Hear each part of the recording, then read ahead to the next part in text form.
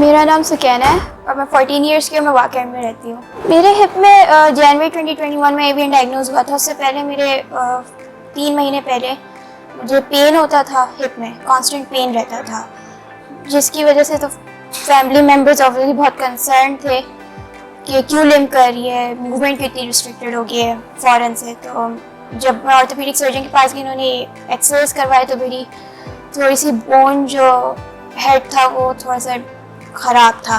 तो after 5 months जून में मेरा पेन बहुत बढ़ गया था कि मुझसे चला नहीं जा रहा था, मैं बिल्कुल बेड रिडन हो गई थी, तो मैं व्हीलचेयर पर आ गई थी। हमने MRIs करवाए तो उसमें पता लगा कि स्टेज 4 एवियन राइट हिप में है।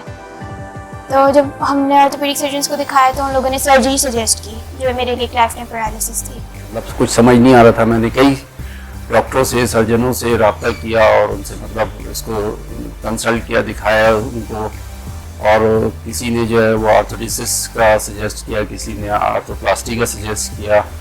चूँकि इसके साथ उनकी वैसे भी सिकल बीटा थैलेसीमिया की ये पेशेंट है, तो उसके अंदर सर्जरी वगैरह इसके लिए बड़ी ख़तरनाक हो सकती थी। हम बड़े परेशान थे कि इसको क्या किया जाए, कैसे किया जाए। उस वक्त हमें कुछ समझ में नहीं आ रहा था, क्योंकि ये पेन जो था इसका जून के अंदर काफ़ी बढ़ गया था कि इसको जो डिफरेंट मेडिकेशंस के ऊपर रखा हुआ था, इसको पेन किलर्स लग रहे थे, इसको IV पे रखा हुआ था, लेकिन इसका पेन जो है किसी सूरत भी जो है वो कम नहीं हो रहा था। तो हमें ऑर्थोपेड सर्जन्स ने जो है वो ऑपरेशन का मशवरा दिया, सर्जरी का, लेकिन उसके लिए मैं जो थी बिल्कुल विलिंग नहीं थी कि इसकी सर्जरी कराई जाए। फिर मेरे मामू ने मेरे डॉक्टर सलमान को सजेस्ट किया। हम डॉक्टर सलमान के पास गए तो मैं व्हीलचेयर पर ही थी उस वक्त, और वहाँ जाके उन्होंने पूरा एक्सप्लेन किया कि व्हाट वाज स्टेम सेल और मेरे केस में क्या प्रोसीजर होता है। फॉर्चुनेटली मैं समझता हूँ कि ये अल्लाह की तरफ से ही हमारे ऊपर एक मेहरबानी थी कि हमें पता चला कि ये स्टेम सेल का एक प्रोसीजर है, जिसके अंदर इतनी ना तो कोई ऐसा है कि कोई ऑपरेशन टाइप की चीज़ होती है, मेजर कोई ऑपरेशन होता है, या मतलब जिसमें इसके खून ज़ाया होने का ख़तरा हो। वो आज से तकरीबन 8 माह पहले हमारे पास आई थी और उस वक्त हम लोगों ने उनका स्टेम सेल ट्रीटमेंट किया, और स्टेम सेल ट्रीटमेंट करने के बाद उनका एक रेगुलर फॉलोअप जिस तरह होता है, और उसके बाद फिर उनकी जो फिजियोथेरेपी होती है वो चल रही थी। अब रिसेंटली हमने उनके साथ फॉलोअप किया है 8 माह के बाद, और अब अल्हम्दुलिल्लाह उनका पेन 100% ख़त्म हो चुका है। उनकी मूवमेंट जो है वो भी तकरीबन 80 to 90% वापस आ गई है।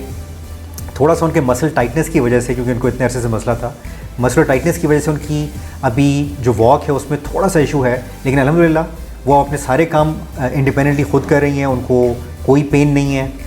और सबसे बड़ी बात यह है कि जो एक ऐसी बीमारी जो वो समझ रही थी कि शायद वो लाइलाज है या उसके लिए उनको सर्जरी करानी पड़ेगी इस यंग एज में, वो अल्हम्दुलिल्लाह उनको सर्जरी कराने की ज़रूरत नहीं है, और वो बगैर किसी सर्जरी के अपनी रोज़मर्रा की ज़िंदगी बिल्कुल पेन फ्री गुजार रही है। उस वक्त 100% पेन था जब मैं फर्स्ट डे मेरी फिजियो पे थी, और फिर जब मेरे स्टेम सेल्स हुए थे उसमें मेरे 80-90% पेन कम हो गया था। एक्सरसाइज के बाद स्टिफनेस बहुत होती थी, लेकिन वो 1 वीक तक हुई, फिर मुझे उसके बाद इतना पेन नहीं होता था। आफ्टर 1 मंथ उन लोगों ने मुझे स्टिक दे दी थी फॉर सपोर्ट, जिसमें मुझे व्हीलचेयर की इतनी ज़रूरत नहीं पड़ती थी और मैं अपना इंडिपेंडेंट हो गई थी। तो 7 मंथ्स तक मैंने फिजियो करवाई, उसके बाद हमने एक्सरे करवाए, और उसमें मेरी ना हाफ जो थी बोन की, हाफ से ज़्यादा बेसिकली हेड बन गई थी, उसमें थोड़ी सी डिफॉर्मेशन थी।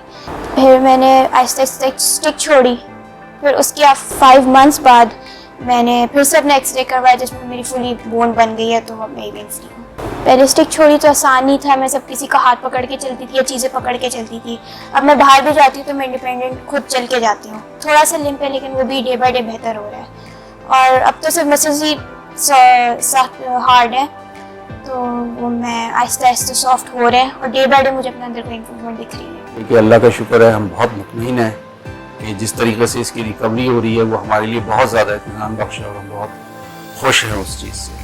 आई सजेस्ट कि करवाएं, स्टेम सेल्स करवाएं। आफ्टर स्टेम सेल्स में I don't support any operation और सर्जरी, क्योंकि उसका कोई फ़ायदा नहीं है। स्टेम सेल्स अगर खुदा न खास्ता पे नहीं काम करते तो इसका कोई साइड इफ़ेक्ट नहीं है। इसकी जो मुझे सबसे ज़्यादा अच्छी बात लगी कि they are taking your own blood, और इसमें कि आपको मेडिसिन भी कोई वो नहीं दे रहे, बस आपको मल्टीविटामिन दे रहे जिनके कोई साइड इफेक्ट्स हैं ही नहीं। मैं कहती हूँ करवाएं, ज़रूरी नहीं कि आप एवियन की पेशेंट हो, आर्थराइटिस की भी हो सकते हैं, ऑटिज़म की भी हो सकते हैं, क्योंकि मैंने अपने जो सराउंडिंग पेशेंट्स को देखा है वो अल्हम्दुलिल्लाह बहुत रिकवर कर चुके हैं, और जो मैंने 7 मंथ्स में देखा है वो बहुत ज़्यादा ही मैंने इम्प्रूवमेंट्स देखी और रिकवरीज बहुत देखी है मैंने। तो ये बहुत ही अंडररेटेड ट्रीटमेंट है पाकिस्तान में, जो करवाना चाहिए और ज़रूर आया ये। तो अगर आपको या आपके ख़ानदान में किसी को कूल्हे का दर्द, घुटनों का दर्द या कोई ऐसा दर्द है जो आप समझते हैं कि स्टेम सेल ट्रीटमेंट से उसका इलाज हो सकता है, तो आप हमारे सेंटर पर तशरीफ़ लाएँ ताकि हम आपको बता सकें कि स्टेम सेल आपके लिए कितने फ़ायदेमंद है। शुक्रिया।